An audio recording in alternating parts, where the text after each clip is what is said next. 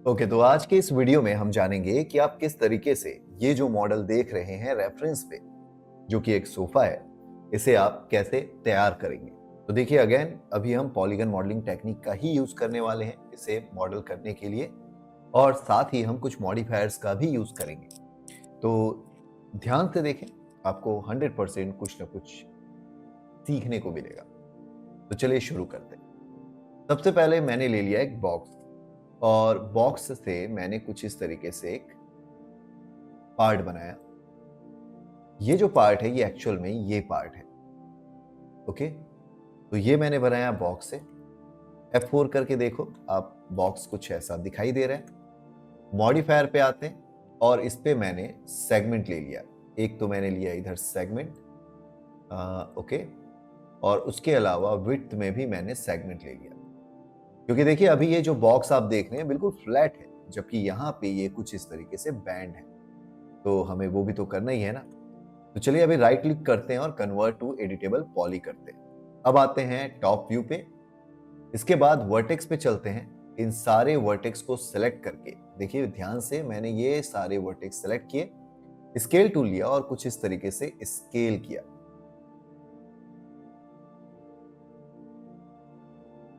Okay, then polygon पे चलते हैं। इन्हीं पॉलीगन्स को मैंने सेलेक्ट किया, फ्रंट पे आया और फ्रंट पे आके कुछ इस तरीके से पॉलीगन को मैंने डीसेलेक्ट कर दिया।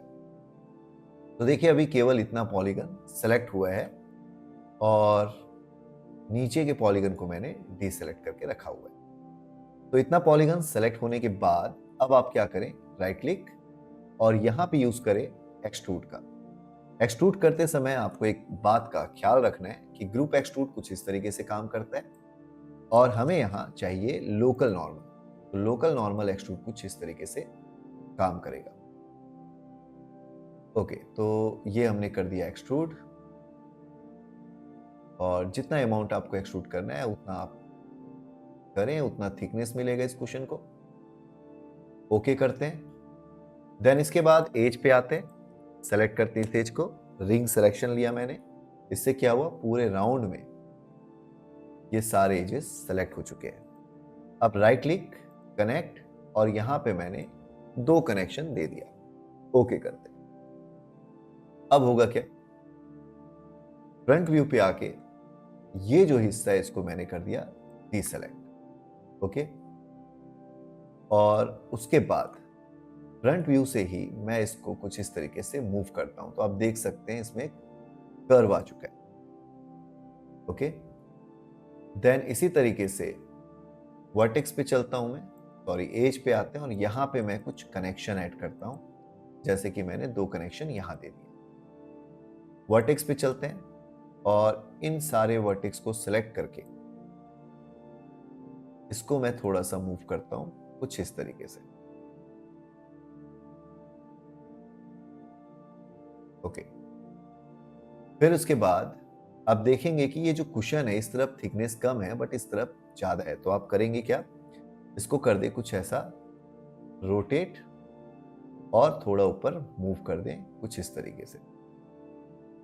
Okay done. अब आते हैं एज पे, और इस सिंगल एज को सिलेक्ट करके मैंने किया रिंग सिलेक्शन, और ऐसे देखोगे तो राउंड में इसने इस तरीके से सिलेक्ट करके रखा हुआ है। अभी राइट क्लिक, कनेक्ट, 2 कनेक्शन लिया मैंने और पिंच की वैल्यू का यूज किया और इसको कुछ इस तरीके से सेट कर दिया ताकि यहां पे क्रीज बन जाए। ओके, इसी तरीके से अब ये जो पार्ट आप देख रहे हैं इसको मैंने सेलेक्ट किया, रिंग सिलेक्शन पे गए, राइट क्लिक किया और इस पे भी कनेक्शन दे दिया। सेम चीज आप चाहें तो इधर भी करें या फिर आप चाहें तो सिमेट्री यूज कर सकते हैं। फिलहाल मैंने ये सिंपल कनेक्ट कर दिया। ओके, ये पार्ट भी हमारा डन हो गया। इसी तरीके से ये जो नीचे का एज है इसको सिलेक्ट किया मैंने, रिंग सिलेक्शन, कनेक्ट, इस बार मैंने लिया सिंगल एज और पिंच की वैल्यू को कर दिया 0 और स्लाइड करके यहां पे इसको मैंने थोड़ा क्रीज को प्रोटेक्ट किया। इसी तरीके से इस एज को सिलेक्ट किया, रिंग सिलेक्शन, कनेक्ट, ओके। अब इतना करने के बाद आप एक बार इसको चेक कर ले मैश स्मूथ मॉडिफायर दे करके। ओके, तो यहां पे अभी मैं मैश स्मूथ मॉडिफायर देता हूं, तो आप देखेंगे ये हमारा मॉडल कुछ ऐसा दिखाई दे रहा है। ओके,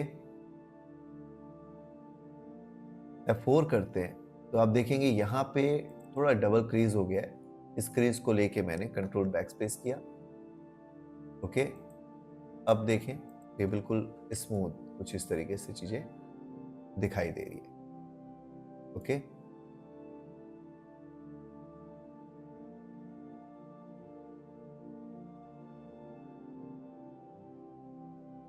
अगर इसको सेलेक्ट करके मैं कंट्रोल बैकस्पेस कर दूं तो ये आपको कुछ ऐसा दिखाई देगा। ओके, अभी यहाँ पे प्रॉपर क्रीज के लिए इस एक को सिलेक्ट किया मैंने, रिंग सिलेक्शन, और राइट क्लिक कनेक्ट, और यहाँ पे आप देख सकते हैं हमें इसको कुछ इस तरीके से स्लाइड करना होगा क्योंकि इस तरफ फ्लैट है बिल्कुल। तो ये हो गया, इतना प्रोसेस डन। और इसके बाद अब मुझे इसको बैंड करना है क्योंकि आप देख सकते हैं ये बिल्कुल फ्लैट है और ये है कुछ इस तरीके से बैंड। तो बैंड मॉडिफायर का यूज करें। सिंपली आपको यहाँ पे बैंड लिखना है और ये बैंड आने के बाद बैंड का ये जो एंगल है इसको हमें समझना है कि हमें किस एंगल पे एक्चुअल में काम करना है। तो ये हो गया बैंड का वो एंगल, इस पे हमें काम करना है। और इसमें अब देखेंगे कि लिमिट इफेक्ट है, और इस लिमिट इफेक्ट पे अगर मैं अपर लिमिट पे काम करूं तो कुछ इस तरीके से चेंज होगा, और लोअर लिमिट पे काम करूं तो इस तरीके से चेंज होगा। तो मैंने इसको लोअर लिमिट पे -48 रखा और इसके एंगल पे कुछ इस तरीके से काम किया। ओके, फ्रंट पे आते हैं, आप देख सकते हैं हुआ क्या है। ओके, देन अगर आपको बैंड का सेंटर पॉइंट चेंज करना है तो आप इस तरीके से बैंड के सेंटर पॉइंट को चेंज कर सकते हैं। ओके, बाकी लोअर लिमिट मैंने यहां से कुछ इतना रखा, और उसके बाद आप इसको कितना झुकाना है उस हिसाब से आप इसको ऐसे सेट कर सकते हैं। ओके, इतना होने के बाद अगर हम अपने मॉडल को देखें तो ये कुछ इस तरीके से तैयार हो चुका है। अभी F4 करते हैं और ये जो मैश स्मूथ है इसको आप ड्रैग करके ऊपर रख दें। मैश स्मूथ अगर आप ऑफ कर दें तो मॉडल हमारा कुछ ऐसा दिखेगा। अब हमें करना क्या है, इसको थोड़ा सा फूला हुआ दिखाना है, थोड़ा पंप दिखाना है। तो इसके लिए मैं चलता हूं पॉलीगन पे, और अभी आप देखिए जैसे ही हम पॉलीगन पे गए बैंड का इफेक्ट जा चुका है, और इसको ऑन करके तो होना करना क्या हमें, अभी के लिए मैं मैश स्मूथ को करता हूं कट, और इस बैंड को करना होगा कोलैप्स। तो राइट क्लिक कोलैप्स टू और यस कर देते हैं। अब ये हमारा मॉडल ऐसा बन चुका है। Okay, right click paste, mesh smooth को पेस्ट कर दिया हमने। अभी के लिए हाइड करते हैं और अभी चलते हैं पॉलीगन पे। इन पॉलीगन को सेलेक्ट करते हैं इस तरीके से, थोड़ा सा इसको इस तरीके से मूव करते हैं ताकि ये थोड़ा पंप लगे। ओके, इसी तरीके से एज को सिलेक्ट करते हैं और इसको भी थोड़ा इस तरीके से मूव करते हैं। ओके, सेम ऐसा ही इधर हम कर सकते हैं। तो ये पॉलीगन हमने सेलेक्ट किया, कंट्रोल के साथ मैंने मल्टीपल पॉलीगन सेलेक्ट किए और इस तरीके से इसको थोड़ा मूव किया। ओके,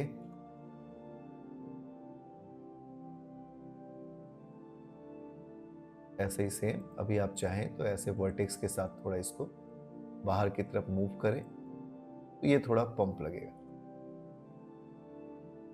ओके, अभी एज पे चलते हैं। इस एज को सिलेक्ट किया मैंने और इसके बाद रिंग सिलेक्शन, कनेक्ट, और यहाँ पे मैंने डबल कनेक्शन दे दिया। इससे हुआ क्या कि इस पॉलीगन को भी सेलेक्ट करके मैं कुछ इस तरीके से थोड़ा सा ऐसा पंप दिखा सकता हूं, और सेम चीज इधर से यहां तक के पॉलीगन पे डबल क्लिक किया मैंने और इसको थोड़ा सा ऐसा बाहर निकाला। ऐसा ही सेलेक्ट और डबल क्लिक, और इधर के भी पॉलीगन को थोड़ा सा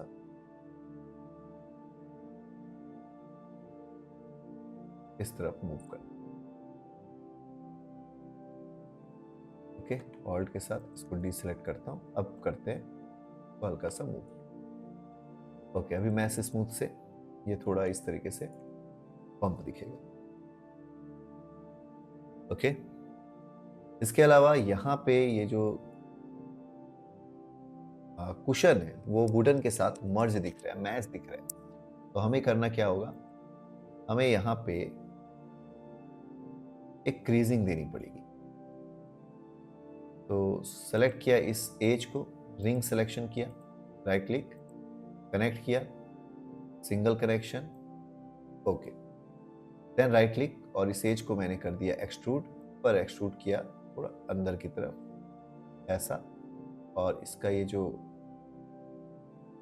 एक्सट्रूजन बेस है तो थोड़ा सा बस चेंज करते हैं कुछ ही तरह। ओके, तो अभी आपको इसमें कैसा क्रीज दिखाई देगा। ओके, तो ये था सिंपल सा एक मेथड जिसमें हमने इस चेयर का या इस सोफे का ये कुशन का एरिया तैयार किया।